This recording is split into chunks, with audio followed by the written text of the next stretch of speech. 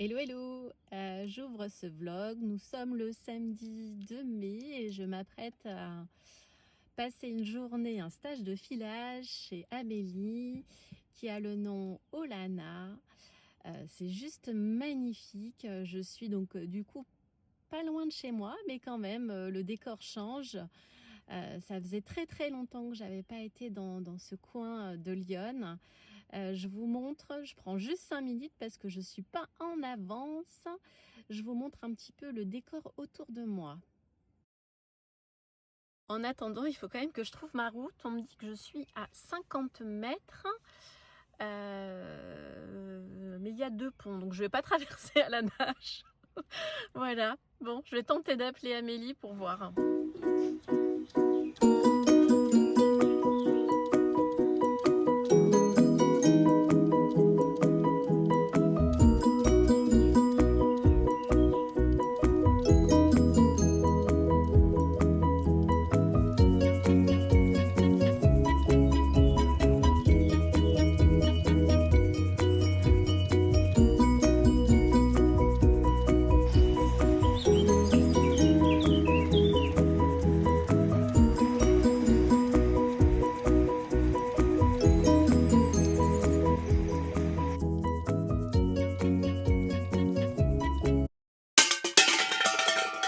Donc là, j'en ai déjà retiré.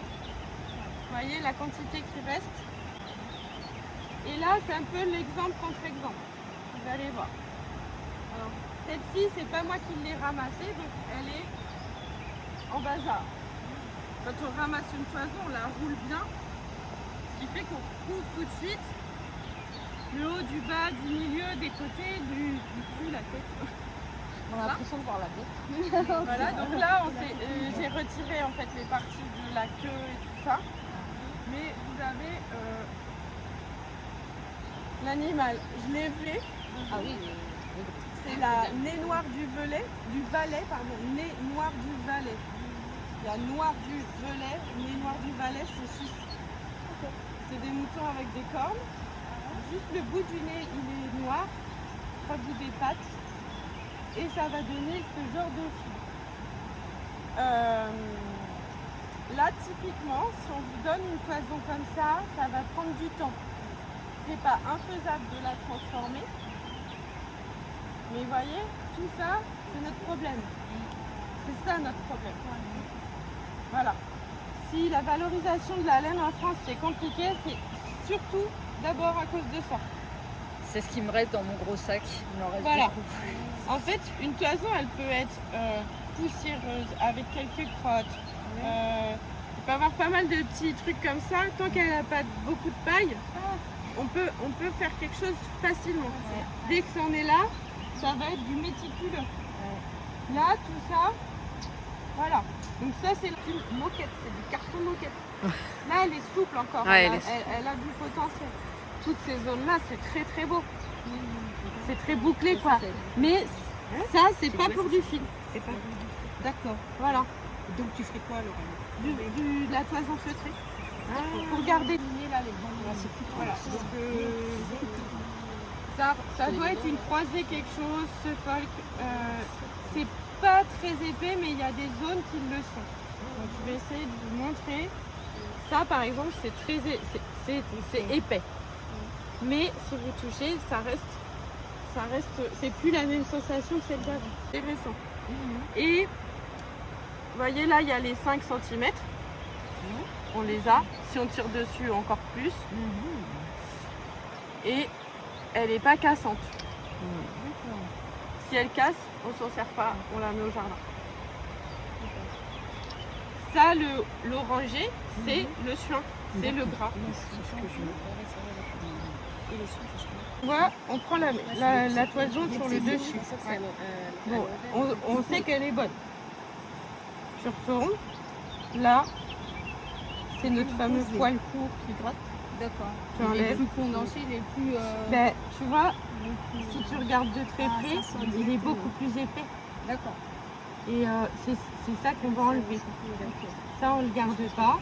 Les petites boulettes, si tu en vois, c'est pas dès qu'on demande de les enlever, mais c'est pas très grave si on en a encore. Et donc, en faisant comme ça, on voit si c'est du court ou du lent. Ensuite,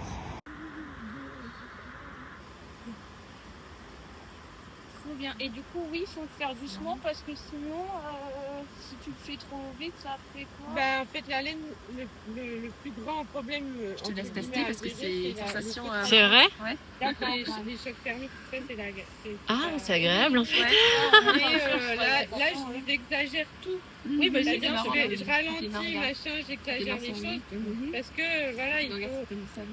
On pourrait laver avec de la laine, de l'eau tiède, voire chaude, jusqu'à 40 là. On aurait de l'eau à 40, ça dissolverait vraiment le gras. Et là, il y a juste, vous avez vu, ça n'a pas trempé longtemps. Hein, Non. C'est incroyable là, la différence. On va aller juste la chercher avec nos mains. Hop, et on va essayer de tout prendre d'un coup. Ah, d'accord. Voilà. Et là, juste on la presse. Voilà. Et là, on a de la laine propre et blanche.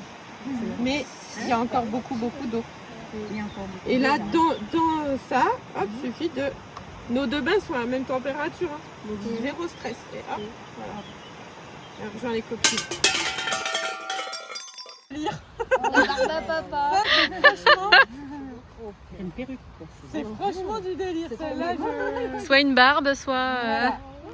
Donc je voulais que vous en ayez un peu de la propre pour voir. Et on voit qu'elle n'est pas complètement propre puisque j'ai pas mis de produit, donc il y a encore un peu de couleur voilà, de l'animal. Et ouais. Là, donc c'est plutôt doux en soi. Ça a l'air très très Et je voulais que vous ayez ça parce qu'en fait quand on apprend, c'est bien d'avoir des mèches bien Ah bah longue. Ouais. Voilà. Hmm. Donc je vais aller chercher les cardes. Je ne les ai pas dit la peau. Ça ressemble à ce que. Comment je veux dire? Tu sais, du linoléum un petit Ça oui. peu. Ouais. Oui. Oui, ça ressemblerait. c'est Ah oui, des oui, c'est agrafes, d'accord, je n'avais pas compris. Ouais, c'est des agrafes. Incroyable. Donc celles-ci, elles sont le diamètre de l'agrafe elle-même, il est épais. C'est le même principe. Voilà, donc ça c'était les ateliers Madeleine à Cormery, modèle déposé. C'est les premières que j'ai achetées dans une maison, voilà. Donc, j'étais trop contente, voilà.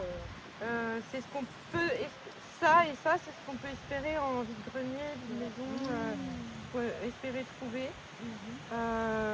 pour pas très cher en général. Celles-ci, elles sont vraiment en bon état. Ah oui, voilà, c'est c'est top, des, hein. ça c'est des semences de tapissier, donc c'est sans doute un tapissier qui les a effectuées. Ça c'est les modernes de chez Ashford. Donc c'est Ashford, c'est Nouvelle-Zélande. Ça c'est Ashford, c'est Nouvelle-Zélande. Il y a une autre marque qui s'appelle Maja Craft, c'est Australie.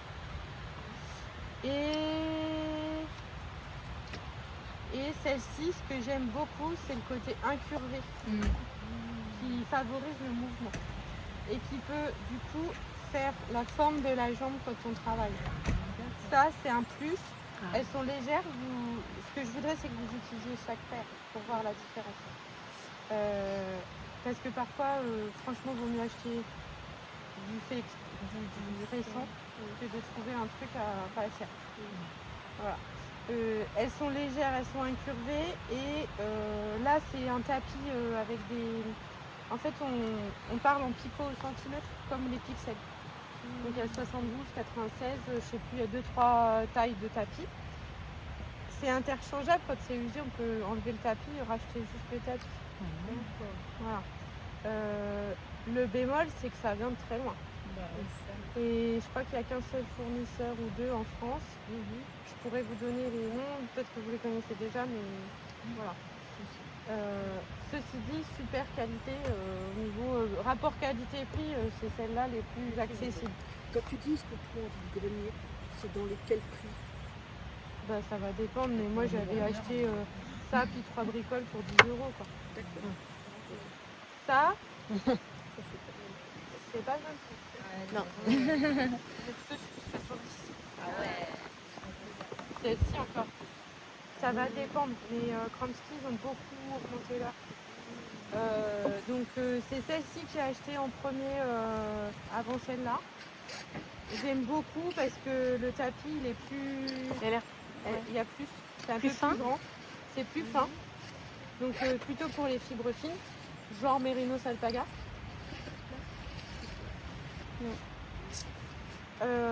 Elles sont plus lourdes par contre. Et un peu plus fragiles parce que c'est très beau. Mais dès qu'elles tombent par terre, ça risque de. C'est plus fragile. Ah, c'est le plus bois de fragile, tourner, ouais. quoi. Ah C'est oui, ça. ouais, que ça, oui. Ouais. Ouais. Donc voilà. Après, au lieu d'avoir le côté incurvé de la planche, on va avoir l'équivalence mais avec une planche droite. Si je regrette d'en avoir que 4 paires, c'est prévu que j'en recommande une. Mais je sais encore pas trop quelle marque je vais choisir. Parce que ça, c'est une étude comparée en X exemplaires pour moi.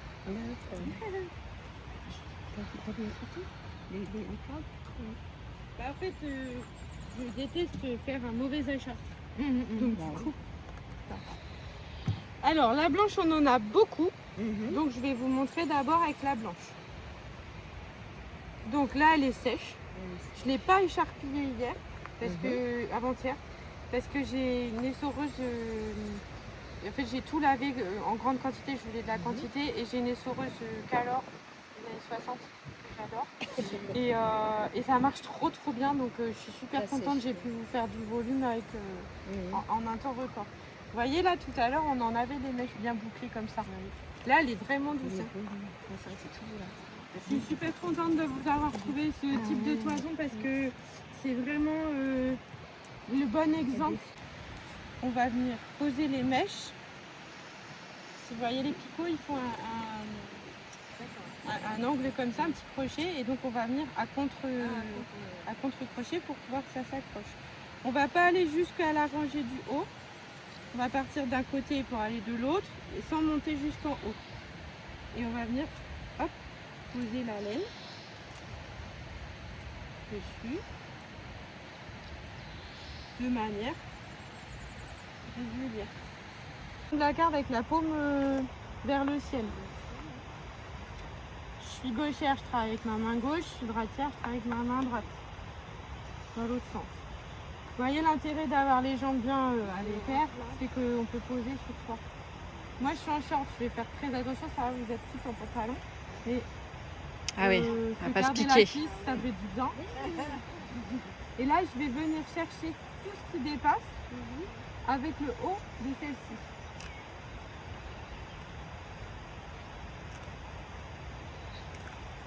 Et je vais monter progressivement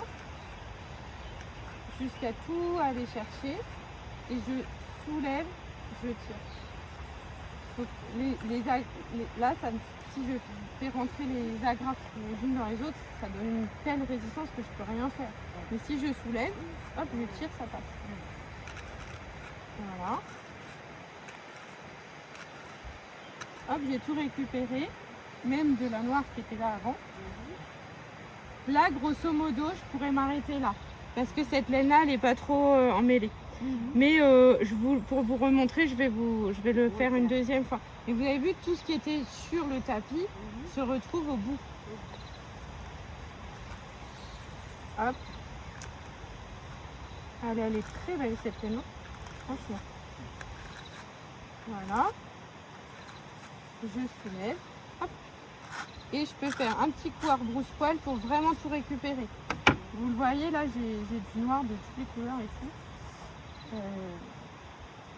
Une fois que je suis là, comme je dis aux enfants, déjà j'admire parce que c'est très beau.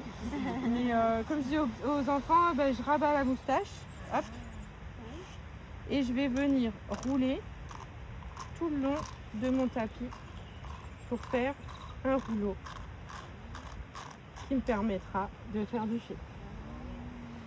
Donc votre première chose à faire, c'est d'apprendre à faire ça. Et une fois que vous avez ça, vous pourrez faire du fil. Parce que là, tout est prêt. Et donc, vous pouvez en préparer d'avance.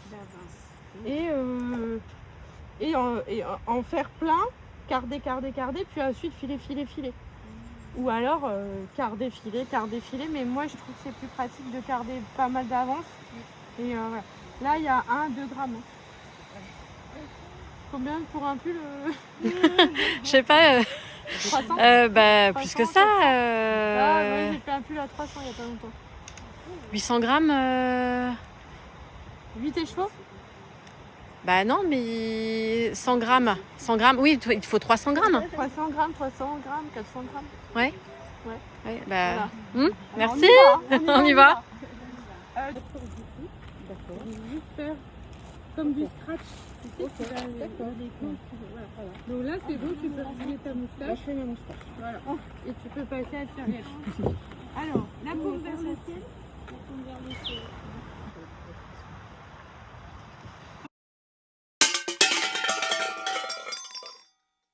Ça va aller un petit moment, j'espère. Oh là là. Ça, c'est à boire pendant qu'on. Ça, c'est quand je sais que les filles qui tricotent souvent boivent des infusants et tout. Ouais.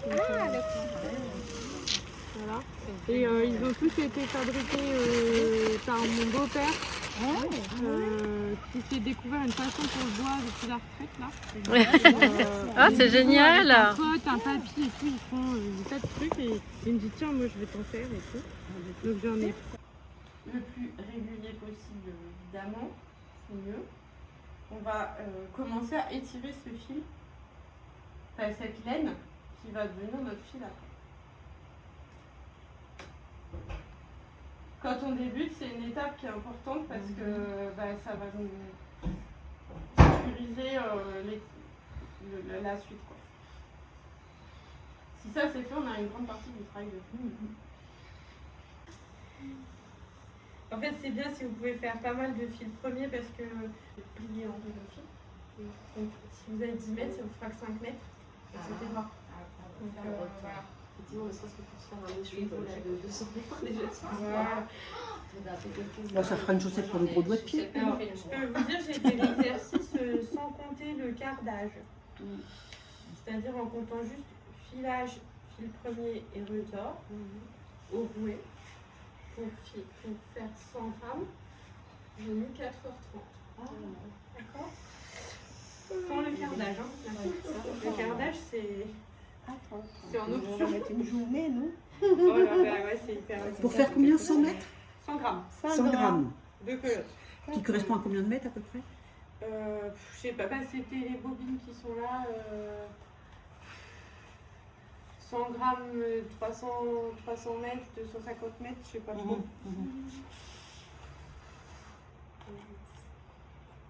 Il faut passer? C'est bien parce que là, il y a tout le monde, chacun, Des étapes différentes. toutes les étapes différentes en fait.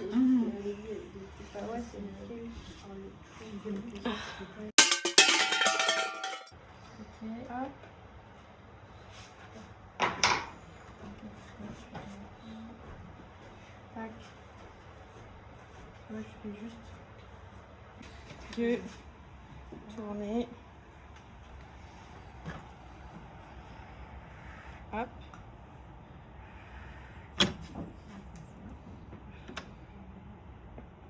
Hop. Et donc, ça, c'est lui qui est mis dedans. Voilà. 1. Et 2. Trop beau. Oh là là, il est superbe. Bravo Vicky. Il est superbe. Et on se retrouve pour vous faire un petit retour d'expérience de cette journée filage. Déjà, on avait le temps avec nous, il a fait très beau, il a même fait chaud sur cette journée-là. J'ai appris beaucoup de choses avec Amélie. Donc nous étions un petit groupe, donc déjà ça c'était bien.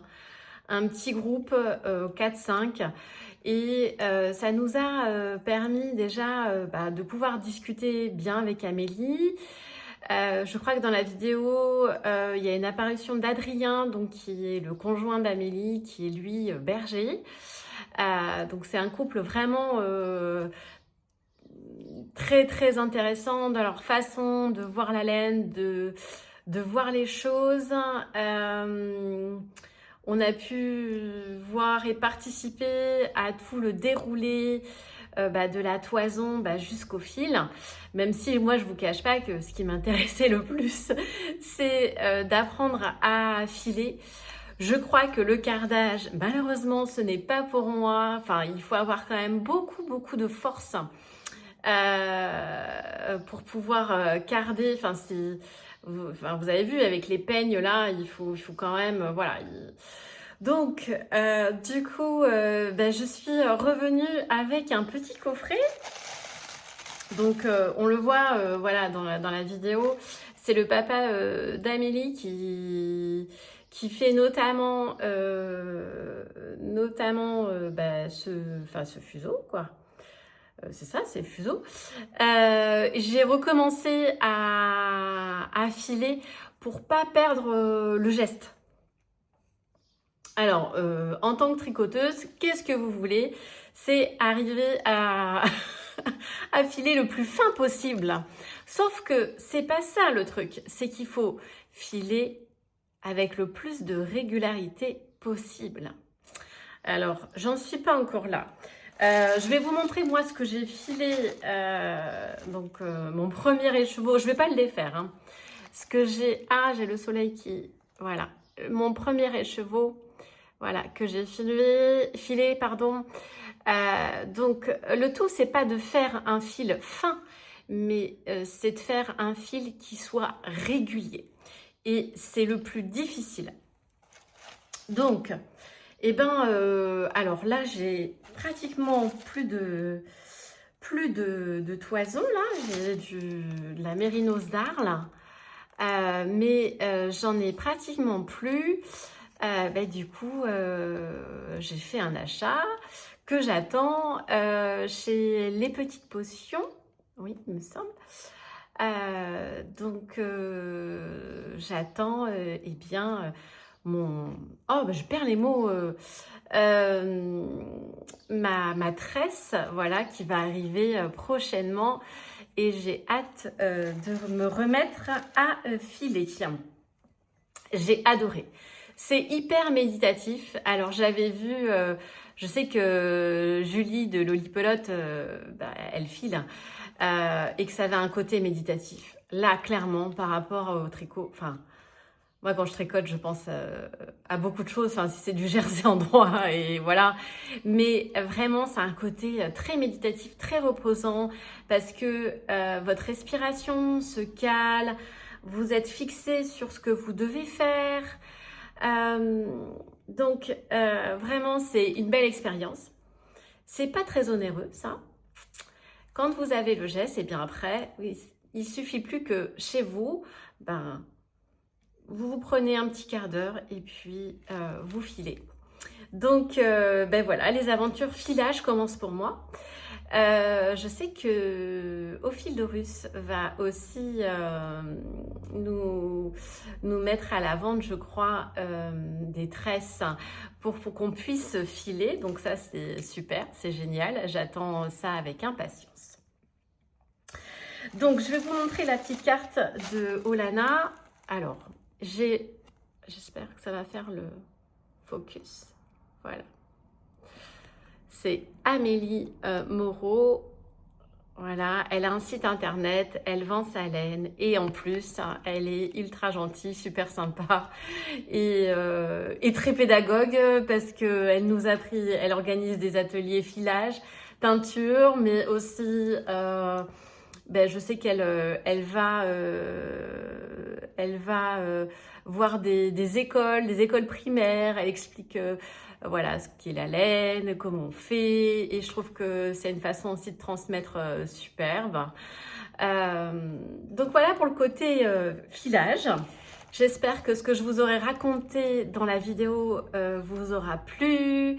Que ça a pu vous permettre d'apprendre quelques petites choses sur la laine et sur ce que vous faites. Voilà, vous tricotez, mais qu'est-ce qu'il y a derrière le tricot ? Et je trouve que c'est ça aussi ce qui est intéressant. Après, ensuite, alors, je me suis équipée. Bon, Durant ces 15 derniers jours, j'ai chiné et je me suis dit où je vais mettre mes tresses de laine. Eh bien, chose faite, vous allez voir ça. Je ne suis pas mécontente d'avoir trouvé ça en brocante.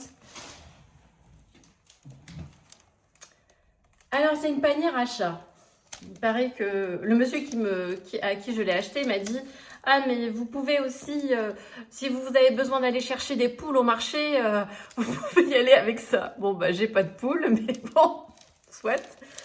Donc, elle est superbe. Donc, elle est vraiment d'origine. Hein. Voilà. Et je l'ai eu à un très bon prix. Vous pouvez peut-être retrouver, moi je trouve que c'est sympa de mettre sa laine là-dedans. C'est respirant, c'est... Voilà. Et puis en plus, c'est joli. Si vous aimez le vintage, voilà. Vous pouvez chercher ça sur le Bon Coin ou en brocante, en vide-grenier. Là, comme il va faire beau, bah, il y en a un petit peu partout. Donc, voilà. Donc, j'ai acheté ce petit panier à chat, comme ils disent. Voilà. Et puis j'ai aussi trouvé ce joli fauteuil. Alors, je ne sais pas si vous allez le voir. Je vais mettre la caméra un peu plus... hop. Si je vous le mets comme ça, je vais vous tourner la caméra. Peut-être que ça va aller mieux. Voilà. Joli fauteuil. Bon.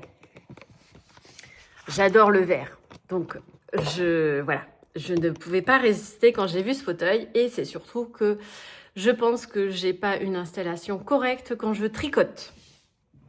J'ai besoin d'être maintenue, d'être soutenue, d'avoir un dossier bien. Voilà, j'ai pas, je pense, le canapé qu'il faut, où je suis tout le temps avachie. Du coup, résultat, je me retrouve toujours chez l'ostéopathe et machin, et j'ai mal au cervical, et j'ai mal au machin, et trucs, et les poignets, et les bras. Donc, j'ai acheté ça. Et, ben, écoutez, je trouve ça pas mal pour tricoter. Je peux allonger mes jambes, voilà. Voilà, donc aussi trouver et chiner en brocante, rénover, nettoyer, et puis ça fait l'affaire. Voilà, après bah, je vous ai même pas dit ce que je portais. Alors, je porte mon pull chantilly. Je vais peut-être me lever, vous allez voir. Je porte mon pull chantilly que j'ai fait avec un fil de fingering et un... Je sais pas si vous allez voir. Un fil de fingering d'Ophildorus. Couleur rose pâle, mais je ne sais plus c'est quoi le nom de la couleur, avec un fil pailleté. Très bien pour le printemps. Vraiment idéal pour printemps. C'est un design de Marguenet avec sa jolie dentelle. Je l'adore. Voilà, vraiment, c'est un de... Voilà, je crois que il est rentré dans un de mes pulls préférés. Ensuite, j'ai fini un tricot. Je vous le montre de suite, je le prends. Alors, j'ai pas tout à fait fini en fait, parce qu'il manque les boutons. Tac, je vous le montre comme ça, après je vais le porter. J'ai adoré le tricoter. Alors, bon. Hop, je vous le montre comme ça, je pense que ça va être mieux. C'est le mini cardigan de Royrillo KTI. Ah ben alors là, je vais avoir chaud, hein, je vous dis pas. Là, je vais avoir très très chaud. Et j'adore. Et en fait, il me manque les boutons. Je vous fais un petit... Donc, je l'ai fait en taille 3 avec... Voilà. Avec mes restes de laine. Donc, mes restes de fingering et comme fil conducteur, j'avais un fil de mohair. Donc, ce que je trouve intéressant, alors je vous montre les boutons que je vais mettre, que j'ai acheté dans le commerce. Tac. Voilà. C'est ma fille qui a choisi. Moi, je trouve ça pas mal, ça va aller plutôt bien. Ça va le pimper, le pimper un petit peu. Vraiment, il est joli. Bon, je vais quitter parce que là, il fait super chaud. Mais avant ça, je vais quand même vous dire ce qui est intéressant dans ce cardigan. Bon, c'est un patron qui est disponible qu'en anglais. Enfin, en anglais et en espagnol, puisque Aurélie Locatelli est espagnole. Donc forcément, dans sa langue natale, elle fait le design. Mais ce que j'ai aimé, en fait, c'est les manches. Alors, je ne sais pas si on va voir. Attendez. Hop. Ce jeu-là. Je vais le défaire, puis je vais vous montrer. Ça, très très joli. Très très joli. Vraiment. Vraiment, je l'avais vu chez Natolello. Elle avait fait avec 2 fils de mohair. Et j'avais dit, ah, j'adore la construction de ce cardigan, j'ai envie de me le faire. Je vais vous montrer. Mais c'est qu'il fait chaud aujourd'hui en Bourgogne, dis donc. Et puis demain, il va pleuvoir, elle annonce la pluie. Bon. Alors, ce qui est intéressant... Attendez, je reviens parce que j'ai toujours, je pense que ça va durer tous les jours de beau temps, une problématique de parasol et de lumière. Je reviens. Je crois que c'est mieux là. Bon, alors je reprends, hop, le cardigan. Et je vais vous montrer... Ah, mais c'est pas possible, c'est la caméra, c'est... Oh là là, ces histoires de lumière. Bon, bah écoutez, il y aura la télé, c'est pas grave. Hop, regardez. Ah, ça y est, il y a eu un nuage, tant mieux. Voilà. Et en fait, donc ça c'est la manche. Et en fait, vous voyez, il y a une histoire de couture. Et ça fait ces petits plis jolis au niveau de la fin du devant et à l'arrière de la manche. Voilà. De l'autre côté, si je le mets bien, donc c'est un gilet en raglan. Vous avez les raglans devant, derrière, des manches ballons. Alors la couleur, on aime ou on n'aime pas. Moi, il m'a éclaté. Il y a toutes les laines, mes restes de laine que j'aime bien. Voilà. Bon, chacun ses goûts, chacun ses couleurs. Voyez. Mais je l'adore. Donc, je trouve pas trop mal, voilà, pas trop mal réussi. Tiens, j'ai un fil. Alors ça, c'est un fil que j'ai rentré. Il est passé de l'autre côté, à ce coquin, vous voyez. Voilà. Et avec des manches ballons. Je vais le repasser parce que je ne sais pas si finalement vous l'avez bien vu. Alors je l'ai fait moi en taille 3. Bon, je voulais qu'il soit grand. Voilà, je voulais pas, j'en ai marre des trucs près du corps. Je crois que c'est parce que c'est la quarantaine ça. On a envie d'être à l'aise dans ses vêtements. Dites-moi. Voilà. Voilà comment il fait. Bon, il y a des grandes longues manches, mais pour une fois, écoutez, voilà. Et je l'adore en fait. Je le trouve. J'ai essayé que ça soit symétrique hein, quand même. C'est-à-dire qu'on aime bien les choses colorées, mais bon, faut que ça soit symétrique. Il me tombe, vous voyez, là, j'ai le jean là, il me tombe ici, donc c'est très bien. Et voilà, je vais le porter comme ça. Le matin, il fait frais. Hop, de toute façon, la plupart du temps, je suis en jean. Et puis, dès qu'il fait vraiment beau, chaud, souvent, je suis en robe. Donc, voilà. Voilà. Ah, mais ça y est, je vous reprends bien là. Ça y est, j'ai un nuage. Merci le nuage. Donc, voilà, le mini cardigan de Aurélie Locatelli. Donc celui-là, il est fini, il est lavé, bloqué, hop, prêt à porter. Et donc là, j'ai commencé un nouvel ouvrage. Il me semble que je vous en avais parlé parce que je vous ai présenté les laines la dernière fois. Alors, hop. Regardez ça, la Cyrielle, elle commence à ranger. C'est-à-dire que tout est dans le panier. Bon, mais en même temps, c'est le début de l'ouvrage. Hein. Donc, je fais le Crayola. Bon, alors là, clairement, il y a besoin, il y a besoin que le patron soit imprimé. Faut le dire. Voilà. Je vais vous montrer tous les échantillons que j'ai fait. Ça sera plus parlant. Pour l'instant, il est pas, j'ai pas mis sur mon Ravelry. Mais comme il est à plusieurs couleurs, donc le Crayola, pardon, donc c'est Maria Jésus Cali, voilà, qui l'a faite, qui est d'ailleurs, je crois, espagnole, mais pour Amiritsu, sont des japonaises, voilà. Donc, c'est un patron qui est disponible qu'en anglais. Donc, j'ai fait mes échantillons, parce que je vous avais dit la dernière fois, pour ceux et celles qui ont regardé le podcast, c'est onéreux parce qu'il y a plusieurs mélanges de fils, plusieurs grosseurs de fils, et donc c'est onéreux. Donc la couleur principale de ce cardigan, qui est en point de riz, sera ça. Alors j'aimerais bien qu'un nuage réarrive là. Voilà. Donc ça, c'est ma couleur principale. Ensuite, il y aura la C1. Et ça y est, de nouveau.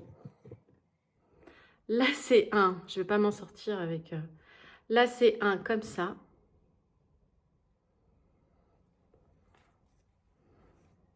Donc là, c'est un mélange, pardon, c'est un mélange d'Oli, de Ars Natura.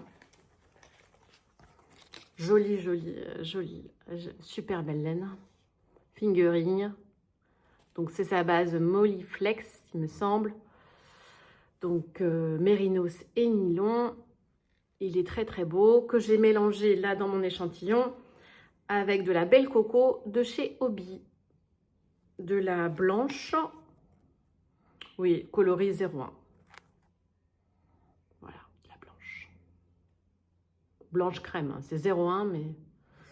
Et donc ça me donne ça. Voilà, donc il y a les petits speckles. Alors à la base, il faut imaginer. Hein. Donc ça, c'est le sable, un petit peu les cailloux, puisque c'est mon cardigan, ce sera mon cardigan souvenir de la Réunion. Ça, c'est tous les petits poissons qu'il y a, au fond du lagon. Ensuite, il y a, si vous voulez, comme un col,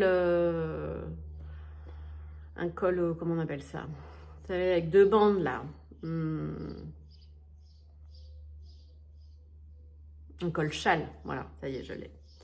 Donc, ça sera ça.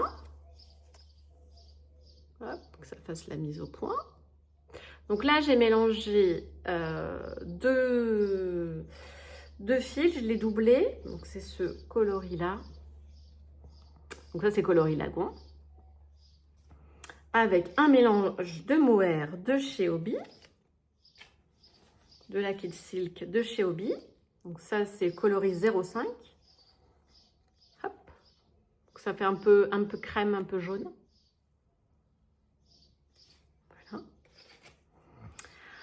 Ensuite, au niveau des épaules, il y a, mais alors je suis pas encore sûre, j'ai quand même fait, c'est pour le corail. Alors, hop, voilà. Donc là, c'est un fil de fingering doublé avec un fil de mohair. C'est le coloris Tonga de chez Ars Natura.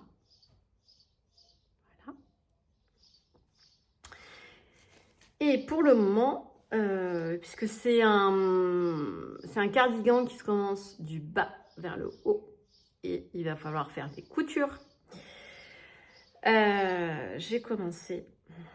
Donc pour l'instant, j'essaie d'être très méthodique. Chose qui, normalement, dans le tricot, je ne fais pas du tout. Au travail, oui, mais pas au tricot. Voilà, alors, voilà, j'ai juste fait ça. Hein. Donc, ce sont des côtes demi-torse. Je ne sais pas si vous allez voir. Voilà. Très joli. Voilà. Donc, ça, c'est l'arrière. Et je fais la taille 1 parce qu'il est très, très, très oversize. Donc là, c'est que le début. Voilà.